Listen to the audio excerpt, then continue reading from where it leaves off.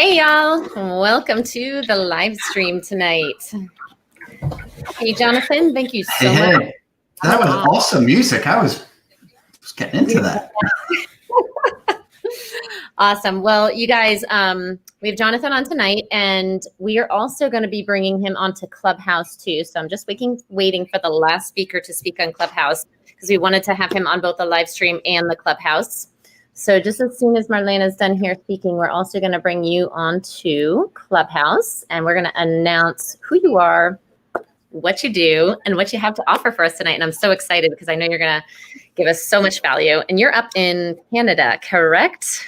In West Coast Canada, just outside of Vancouver. Yeah, so it's cold, just like here. I'm up in the mountains also. It's surprisingly mild for us for this time of year, so we'll take it. But yeah, it's colder than Florida.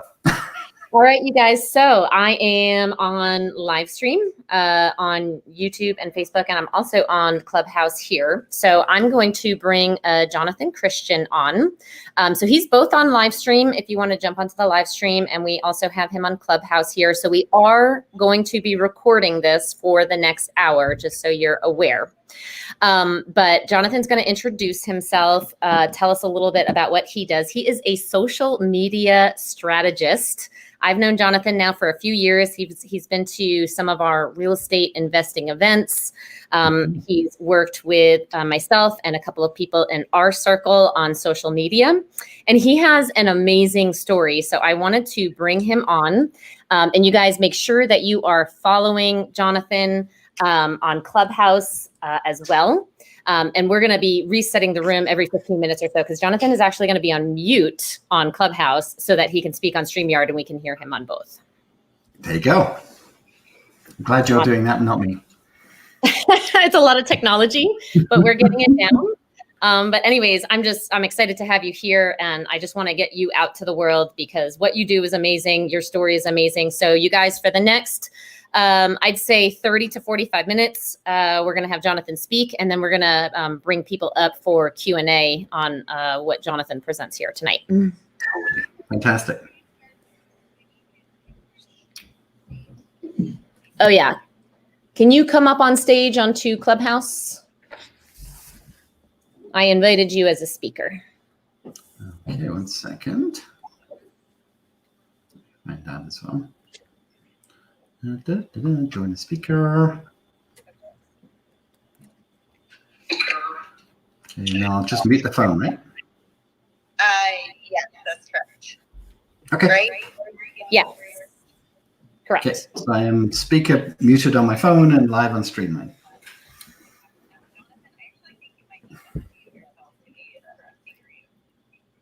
Jonathan needs to unmute himself. I'm muted on Clubhouse.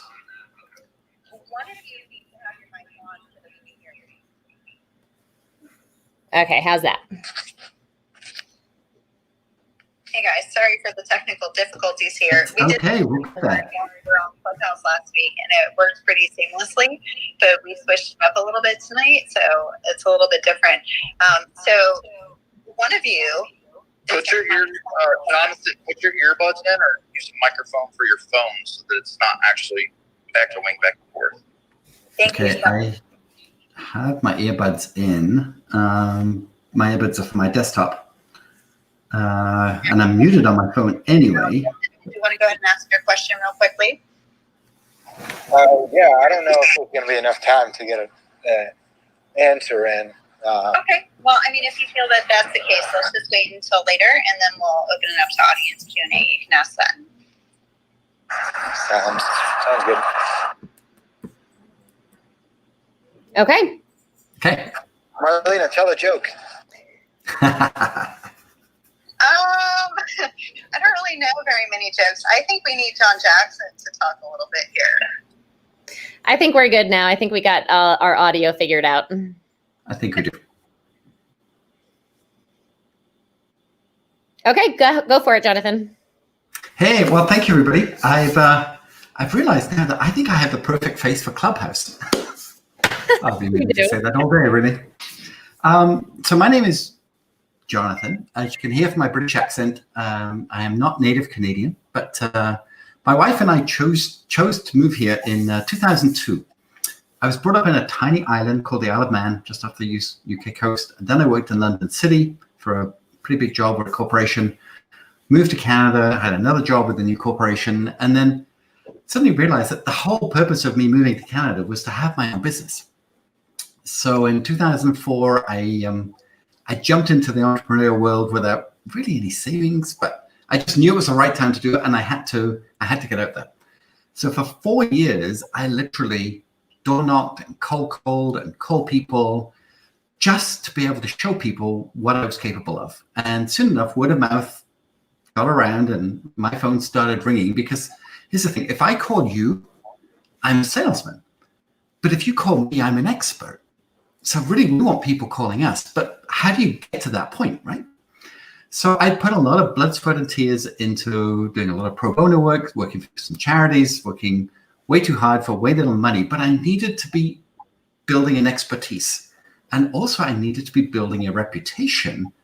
And to me, that was more important than anything else. So where I'm going with this tonight is it's really about being known.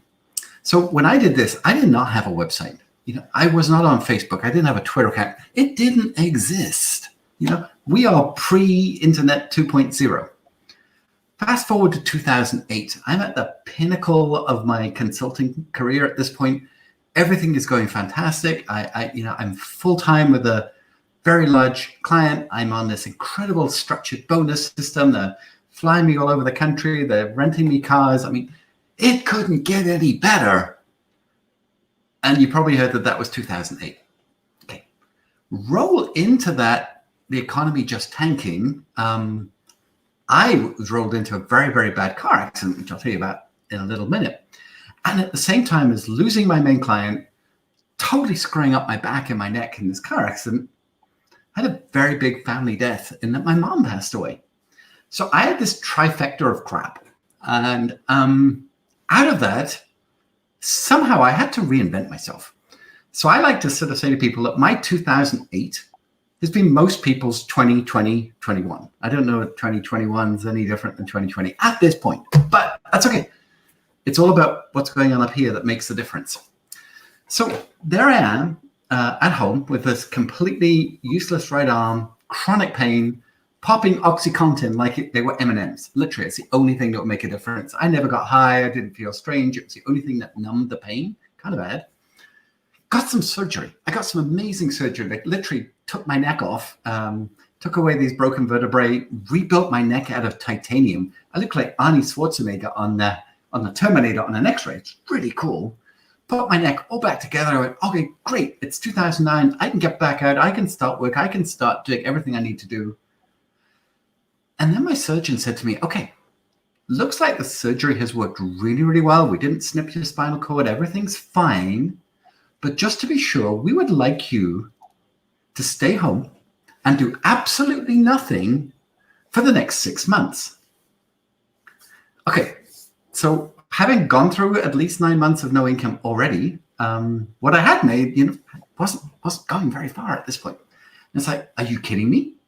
I have to make money, and to make money, I have to meet people, and to meet people, I have to be out there, and I have to be able to drive. And he went, well, you have one chance. You have one neck. If you want this to work, you take my advice. But if you want to risk it, and live in pain for the rest of your life, go for it, buddy. Of course, I was a good student. I was a good patient. So I stayed at home, and I'm sitting at my dining room table. I have my white MacBook, which was very cool in 2008, and I have my BlackBerry. And I guess before hashtags were invented, but I think my hashtag would have been WTF about that point, because it's like, what the heck am I supposed to do here? So then I had a Facebook account, because that's how we communicated with my mom. And I had a Twitter account because I was just kind of curious what tweeting was and all that kind of stuff. And I went, do you know what? I have two tools right in front of me that actually could be pretty useful.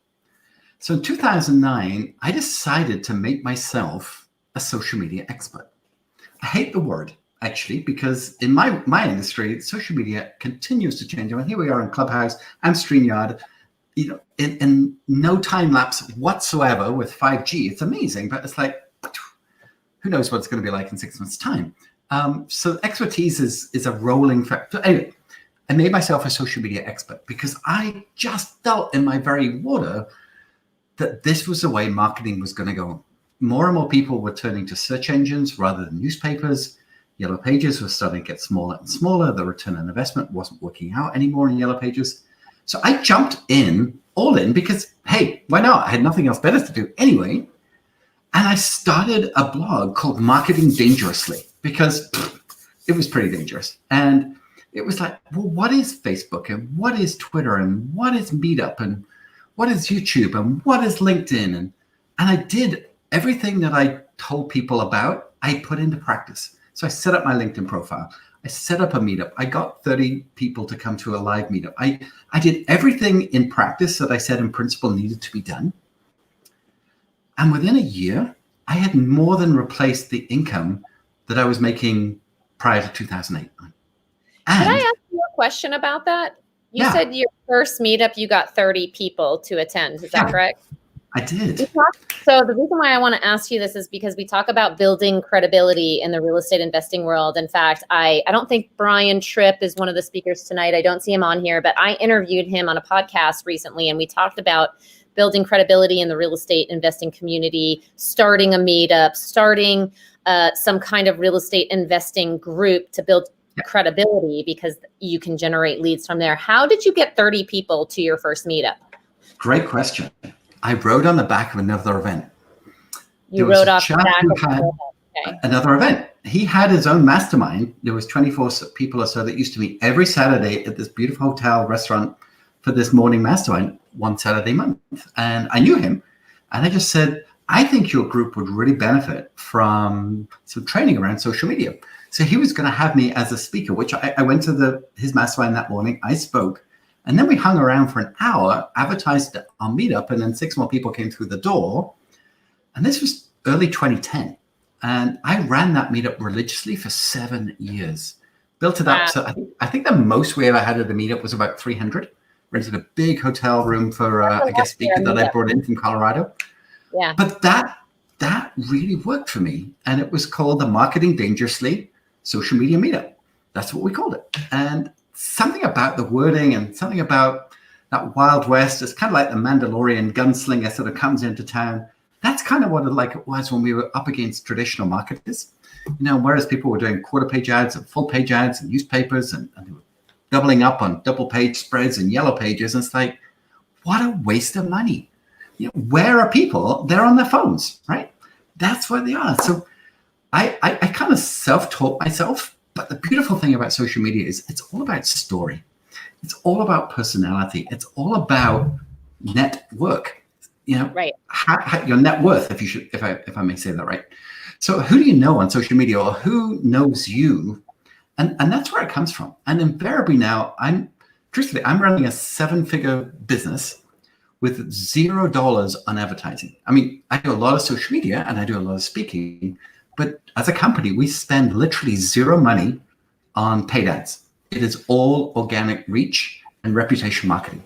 So that's what I want to talk to tonight, is specifically about how did I do that, and how have I done it for about 800 people in the last 10 years or so, and how could you adopt some of these strategies today and put them into place for yourself? Sound like a plan? I love free marketing. I love organic marketing. I think all of us in the real estate world love free marketing, right, guys? So this is all good stuff. Okay. So first off, you have to remember, you have 2 audiences. You have the people and you have the Autobots. So I'm not getting into Transformers here, but you have to be as good on search engines as you are in the public eye. So let's start with Google. I mean, it's the biggest search engine by a long way. There's Bing is out there. There's YouTube out there. I mean, every social media platform has become its own search engine, but we all know that Google is the biggest one. So what I encourage you to do is come out of Google, or borrow somebody else's phone or laptop, or go into incognito mode and put in your name and see what comes up. Mm-hmm. How many images are coming up tagged with you on them? How many social media platforms are coming up tagged with you on them? How many articles or videos does Google attribute to you? And chances are, for a lot of people, not too many. But this is free money. because Google is looking for entertainment. Google is looking for education. And if you can get that content-rich, video-rich, educational-rich, fun content that gets engagement, I mean, anybody can write content. There's too much content out there, but we want content that works. We want content that engages. So that's how we start. Make sure that you've got a Google My Business profile set up. Make sure that you post to Google My Business at least once a week. Every 7 days, you need a really good, unique post on Google My Business. You need to have your YouTube channel sort of popping you out videos all the time, because remember now, Google and Facebook are like major competitors, and YouTube and Instagram are major competitors. So you can't assume that everything that's happening over on Facebook and Instagram land is going to get Google indexed, because it's not. And then you put a third player in the mix, which is LinkedIn, which is also owned by Microsoft. So do you think LinkedIn's going to give all that content to Google or Facebook? Heck no. So in our order box, we really have 3 buckets of who we're trying to get in touch with, via Microsoft, via the Facebook group, or via the Google group. So that alone will get you some credibility. Now, it might take some time. And one of the ninja tricks I love to do is we're taking pictures all the time. We're traveling all the time, maybe not so much, but as previous years, but we're still out and about. And one of the biggest things you can do with Google to improve your enhancement, online is to become a Google guide. And I'm a level 6 Google guide, and you get this by writing reviews, and not just any old reviews, but really good ones. So have your Google profile completely padded out. Have your address, have your photograph, have your contact details. And then when you are at the Olive Garden or Pizza Hut or Home Depot or wherever that might be, take some pictures and write about your experience positively. And what you'll find is the more results, the more reviews that you write and the more photographs you post, the more Google points you get. As I say, I'm about a level 6 guide. It goes up to level 10. And I've done a lot, but there's a lot more to be done still. But that way, let's just say someone is Googling Home Depot and they look at the reviews, and there's this really popular guide who's writing positivity about everything. Is right up at the top at a Home Depot. This is the next piece. You need to give yourself a title. We can't just be whatever your name is anymore. You need to assume that you are actually who you say you are in real life. So whether you are Osceola County's leading real estate investor, or whether you are, I'm the guy that helps people make money when everybody else says it can't be done, whatever that title might be, give it to yourself and start using that almost as your tagline. So you want to be found from search by your name. You want to be found in search by your company, if you have that in a website company. But we haven't got to websites yet. We're just talking about Google search.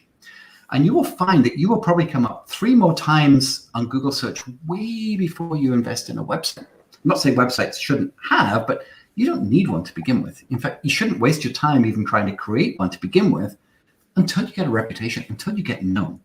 And that's where I put my energy to begin with. And then bring in Facebook, bring in Instagram, Twitter, whichever one that you feel most comfortable in. Because it's like a pair of comfy shoes. When you go for a hike and you've got some great new boots, but you think, I'm going to get blisters, and you got the old pair that are really comfy, just put on the old pair that's really comfy and go out and get comfortable. So whether it's your Facebook page or your Instagram, Twitter, LinkedIn, wherever that is, whether if you've had a bit of experience and you've got a bit of a resonance in that already, get onto that and start doing it. This is where the E comes in terms of education. Because people, you've heard this phrase, people don't care what you know until they know how much you care. There's a ton of truth in that. So what we need you to do is not huddle all your secrets and say, I'm not telling anybody how I make money. Do the opposite. Get out there and show people. So what I always say is showcase, don't sell. I mean, there's tons of people trying to sell you on themselves, and they got the fancy suits and the realtor pose and all the bits. I mean, really? People want real. People want authentic. They want somebody they can trust. And they're only going to trust you if you give so much confidence and so much content. They say, I love her. Every time I see her on Facebook, she's smiling. Gosh, go to Google and see what she's got to say about the community. I go on Facebook and there's a cute little kids or her fur babies. Just look at that dog, will you? People fall in love with you because of the energy that you put into your social media. If you can bring that energy and put it into education, now that engagement piece that we started with is really starting to serve us, because whether you're on Clubhouse or you have your Instagram, IGTV channel or your YouTube channel, all of these pieces are a place that you can have your online classroom. Physical meetups are great. There's a lot of virtual meetups going on right now. They're great. Now what we have to remember is, do I have to create content for 7 different boxes? No, you don't, because Google doesn't index Facebook very much. Microsoft does not index anybody else except their own stuff. So that same content, we could start to repurpose. I'm not saying go to Hootsuite, tick all 7 boxes and just carpet bomb your social media once a day. No, but get the kind of pieces that relate. So maybe it's a 15-second video on your Instagram story that then relates to an IGTV that people can get into. Maybe it's Reels. Maybe it is TikTok. I mean, how many platforms are out there? Is getting crazy. As I say, we're going to stay in the comfortable shoes. We're going to just stay. And tonight, I'm going to stay with Facebook and Instagram because they're my 2 faves. So I just wanted to ask a couple of questions before we go. And I also want to just reset the room, let you guys all know that we have Jonathan Christian on tonight, that he is founder of We Make Stuff Happen, social media strategist. And if you guys have any questions, please, you can raise your hand while we're going through this presentation. Yeah, but make sure you're following Jonathan too on Clubhouse. We also have him on live stream. I just wanted to ask a couple questions. Really after what you were saying is with the Google business. So when we first got started, we put our business up on Google, had a couple people review us. And then every time that we, sold a house or bought a house from a seller, sold a house to someone or wholesaled a deal, we also had them go onto our business to review us. And it really helped us number 1, get credibility. Number 2, I'm a huge, anytime I do business with someone, I go on and I look at their reviews. And sure enough, after we started putting our business out there and I started having people review us, I had sellers reach out to me and say, we contacted you because we saw the reviews on your Google business. And so it really is important to establish that. And it's so easy to do. It's so easy to establish yourself with Google and just have a couple people go on and review you to get started. And that's number 1. I also want to just open this up for questions. Does anyone have any questions on how to get your business up on Google and what Jonathan was talking about with the Google reviews?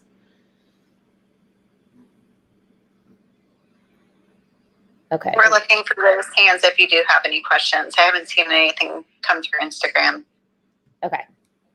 Cool. All right. Kari, I don't mean to interrupt. I'm so sorry, but we do have a couple more people that got brought up on stage, and we do want to make sure that we're kind of working together between Clubhouse and Streamyard. So, Jonathan, we definitely want to hear everything else that you have that you brought for us this evening. But just real quickly, I wanted to introduce a couple new people that came on the stage. So just tell briefly about yourself and about any great marketing hacks that are working for you well in your business today. If you just take a couple of minutes at most, really trying to keep it tight because we have a guest speaker who's really trying to share his message in his program tonight. So RJ, I brought you up to the stage. Tell us a little bit about yourself. Hey, thank you for having me on here.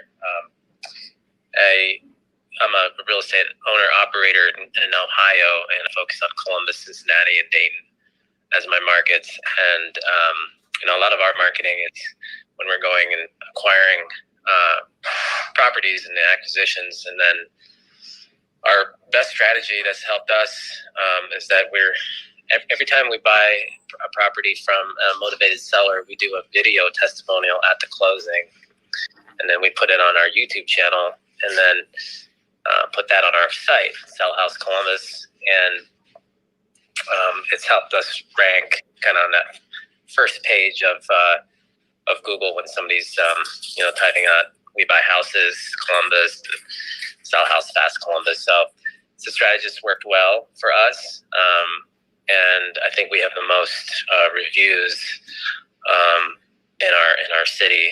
So nice. I hope that helps you guys if you guys are in real estate and you're looking to kind of build some credibility, because we're actually using those videos to overcome some objections when we're dealing with motivated sellers. I love it. Thank you so much for sharing with us. And we have one other person, Brad Dwin. Come on up and tell us a little bit about yourself and what's working well for your business with marketing right now. Hey, thanks for inviting me on to the stage here. I don't often get the opportunity, but I just happened to log into Clubhouse tonight. It's been a really busy day. I'm out of Maryland, primarily in the Baltimore area.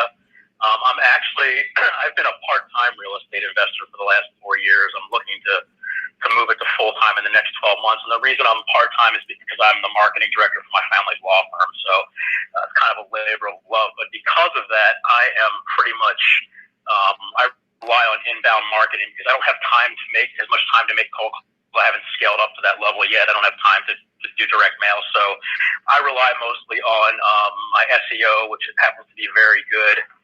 I do a little bit of Facebook ads. I do a lot of organic Facebook stuff, posting in yard sale groups, that kind of stuff. I get great leads that way. So everything I do is inbound. And the other reason I do that is because I find that leads that come to me rather than leads that I chase through mail or phone tend to close easier. They tend to end up as deals more times than not.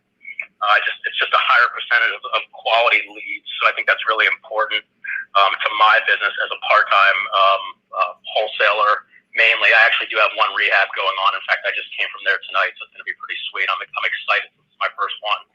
But I've wholesaled about 65, 70 deals over 4 years. And you can do this part-time, and that's the other reason why I wanted to mention that it is possible to make 6 figures part-time in this business. The trick is learning how to scale it up. I love it. Thank you so much for sharing that. Awesome. And I just wanted to remind everybody, make sure that you're following all the moderators and contributors that are up on stage. Make sure if you do have a question that you're either submitting it through Instagram, check me out on my profile, and you can find my Instagram handle down at the bottom. I'm not much on Instagram, but I will definitely check your questions. Or you can just raise your hand and you can come up on stage. We'd love to have you. So I'm going to turn it back over to Kari. Go ahead. Okay, you've got the stage, Jonathan. That's fantastic. I love what the guys are saying. Video testimonials was exactly where we were just going to go next, Kari, because trying to get people to write them on Google isn't always easy. But, when you're there and the deal is closing and you have your cell phone, bring a little tripod and everything, the hype is already there. And it's much easier to try and get someone to write a review there and then than it is sending them a letter afterwards with a couple of links and hoping they're going to do it. So even though it's a little uncomfortable, try and get them to do it there and then. But one tip, do not get your laptop out and get them to log into their Gmail and write the review on your laptop, because Google knows it, your IP account. Even the same Wi-Fi is not ideal. So just the words to the wise, because this has happened to me too many times. Those reviews can get spammed by Google. And I had a dentist lose 35 reviews because he set a laptop in his waiting room and all these kids, logged into Gmail. And what would be your advice for someone starting out who, let's say they haven't closed on a house yet, they haven't done a deal yet, but they want to do video testimonial on their website? So that, and this can apply really to any business that just doesn't have clients yet. How would you, what would your advice be for someone starting out for video testimonials? Well, the thing is, everybody loves a trial, right? So let's just say you have never done a deal, but you totally understand, where this is going. I try and set it up so you're sitting on a porch of your house or sitting on a porch of a derelict property with a fence around it, and just say, I know that I can help people. I've invested in the skills. I've invested in private lenders. I know what I can bring to the table.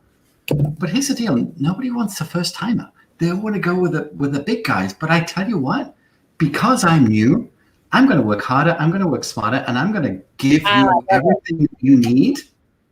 Because I'm new here and I have to prove myself. So sure, there's a lot of guys out there, but this is me, and you know who I am, and I am 100% committed to helping you.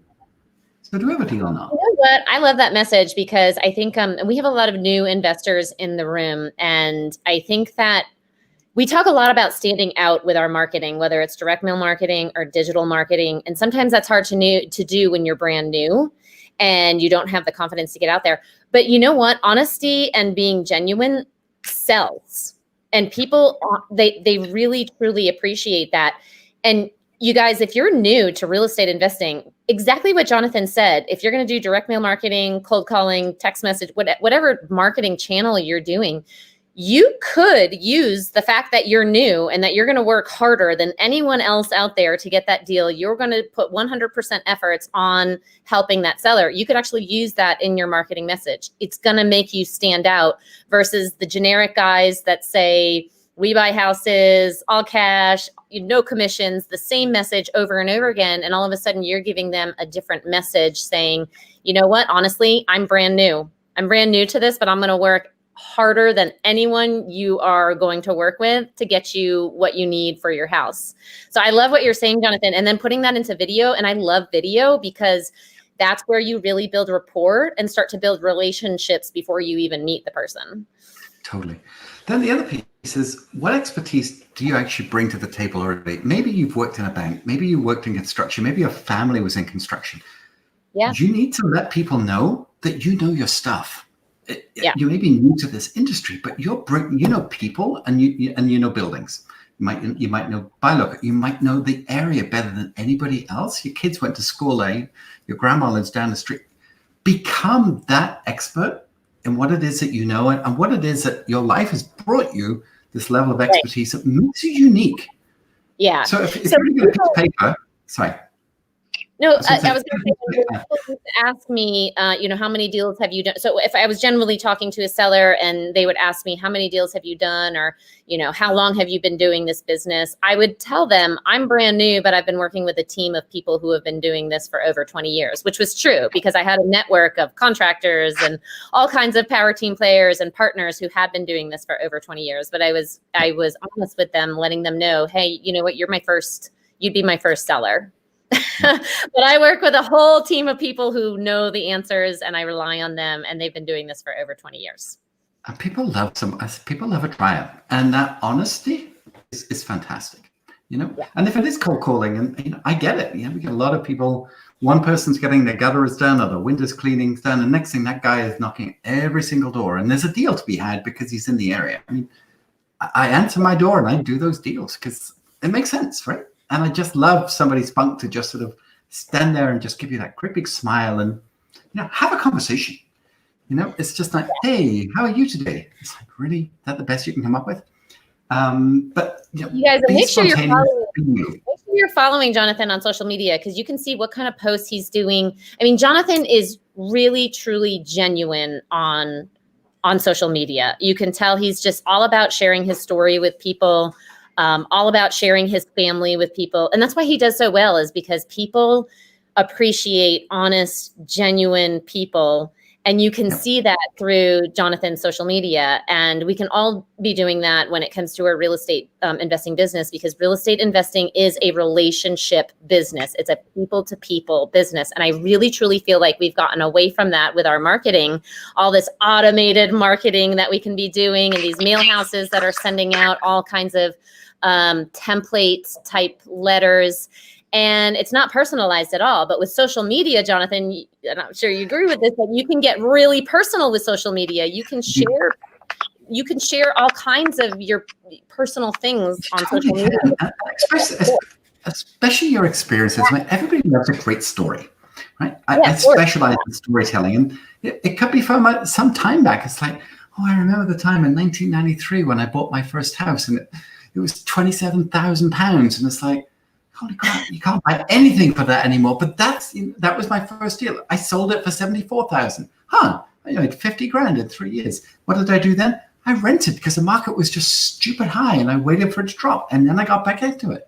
It's like, okay, this guy's going back 30 years. All right, he knows something. Right, let's have a conversation. So those little vignettes in life can make a big difference.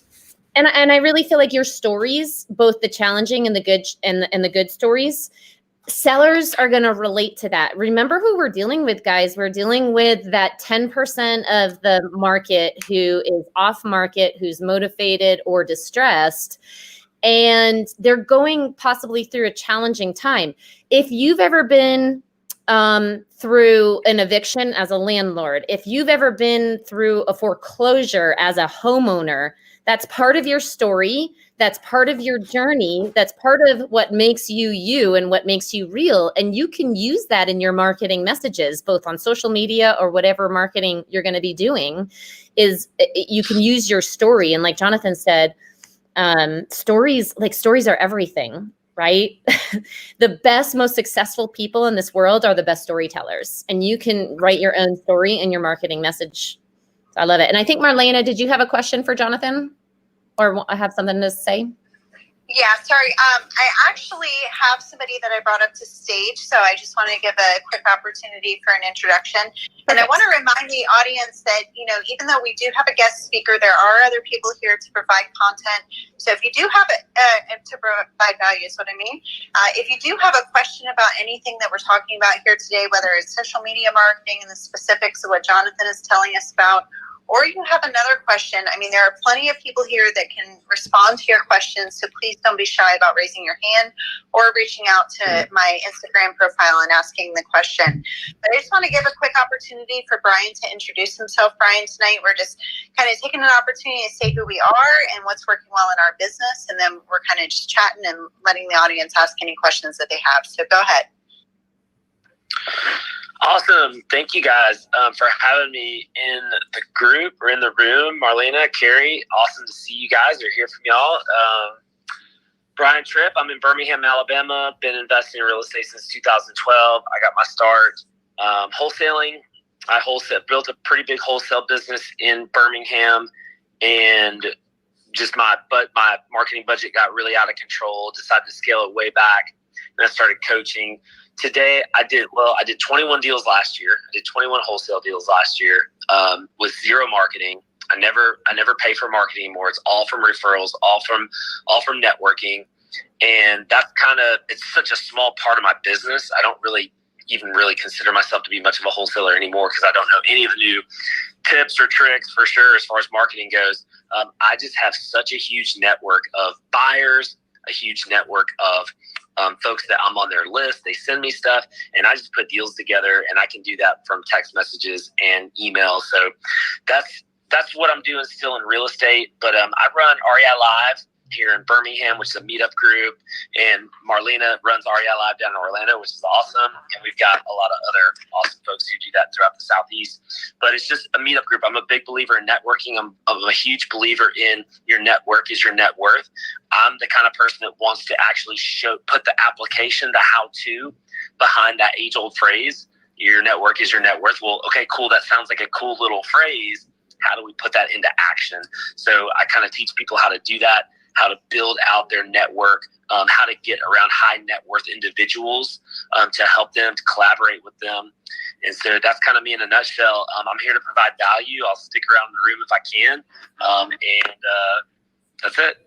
Yeah, thanks, Brian. And your name actually got brought up earlier because Jonathan actually started a meetup with 30 people. 30 people came to his first meetup, and you built it over to 300 people in the meetup, Jonathan? We did, yeah. I actually closed it down in tail end of 2017 because I just found that it was a lot of work. And I wasn't getting the ROI that I really wanted, I'll be honest.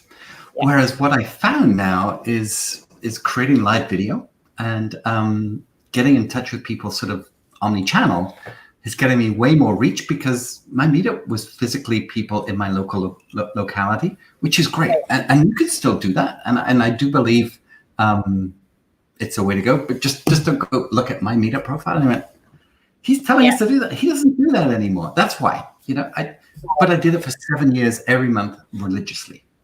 And it was incredible. And some of the clients that I have today came through that meetup still. Nice. Yep. So that's a perfect way to do it. Yeah. You touched on something when you talked about foreclosures and you talked about, the heartache that comes out of real estate. And that's my fourth E of marketing. So we talked about engaging, we talked about education, we talked about entertaining. But my fourth E is empathy. Because you have to understand how people are feeling. And it's not that you identify a vulnerability and you go in close because you know they need it. Or they're so desperate, I'll just turn up and it'll be. Come alongside people and have respect for who they are and where they're at, and talk about that. I mean, food banks right now, I mean, our local food bank raised more money in December than they've ever raised before, which is super interesting. How did they do that? Because they told the story of what the need was in the community. And business, typically, you'd be dropping toys at a hotel and putting money in the red kettle, and all the stuff that we're used to didn't happen as much. But because he told such a great story of families, like our local hotel was doing drive-through Christmas dinner that you literally picked it up on Christmas Eve, heated it up in the oven, Christmas Day, Christmas dinner was done. It was amazing. What they then said was, well, if you're going to buy it for your family, could you buy one for another family? And there was just lots of different ways that you could give back to the communities. And that empathy they raised like $800,000 in a month over and above what they would normally do. That's the kind of community that we live in. People want to help. And it may well be that you are the person that's driving that cause. Maybe it's an animal shelter. Maybe it's a historic building. Maybe whatever it is that gets you going, people will get behind you. And when they've gotten behind you, I mean, we support 5 different charities on our website. And I talk about it because we get a lot of requests for all sorts of things. And what I say to people is like, my team, we picked 5 charities for 2021. It's not to say I'll keep the same ones next year. And if you think, you'd like us to look at your cause, because we do a lot of pro bono work for these charities, write me. But at least people know that you're just not in it for the money. You're in it to help. And when people see that, they'll feel a lot more affinity with you when it comes to having the understanding that you know where they're at. And quite often, most of us, at some point in our life, have been where those people are at today. There will be in a kinship somewhere that you can identify. So when you come alongside people, let's just say you're both just sitting on the doorstep. You got a cup of coffee in your hand, and it's like, yeah, this is tough. Can I tell you that in 2008, I was this much in debt, and I did no clients, and I didn't know what I was going to do. And by 2010, I was making more money than I'd ever made before. I'm not boasting, I'm not bragging, but I'm just telling you, I found a way to do it. Would you be interested in me sharing with you how I did that? I'm not selling, I'm sharing, right? So imagine I'm walking down the street and somebody in front of me falls over, skins a knee, skins an elbow. And in my backpack, I've got Band-Aids and polysporin. And I could say to that person, this is pre-COVID, hey, can I help you dress that wound? And it'll go one of 2 ways. One will be like, no, I'm fine. It's like, okay. Or it's like, wow, yeah, thank you. Just what I needed. That's how you have to look at selling. Getting rejected is horrible, but you've got the tools. You've got the polysporin and the Band-Aid to make it better. If they don't want it, oh, well, just move on. That's fine. But you've got the tools ready for the person that wants the help. And when you look at it like that, rejection never really comes into it, because one of the hardest things with social media is the mind game. It's like, oh, I'm too late to the game. I'm too young. Everybody's doing this better than me.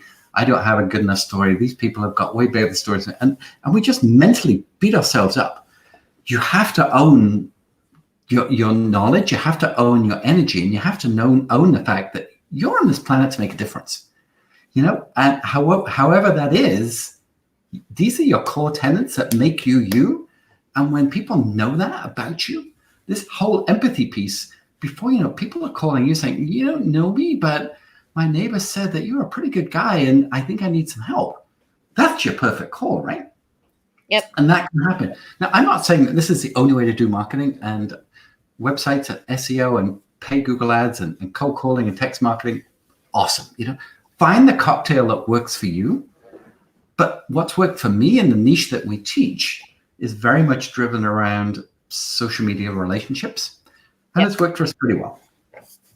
And there's so many free things that you can do with social media. Like you said, you built a 7-figure business with almost no marketing dollars. So you guys, I want to go ahead and reset the room. We're talking with Jonathan Christian right now. We've got a couple other people that I think have joined. What we're going to do, since we're wrapping up the hour here, is I really want to open it up for Q&A. I think, Jonathan, what we're going to do is we're going to jump off of Streamyard now, and we'll do Q&A on the Clubhouse, if that's cool with you. All right. So I'm going to jump off StreamYard. We're going to just pull everyone over into Clubhouse. And I just want to open up the room for some Q&A. I'm going to unmute myself on Clubhouse then after that. You can unmute yourself on Clubhouse. Yep. Ready. All right. Thank you all for joining us on StreamYard.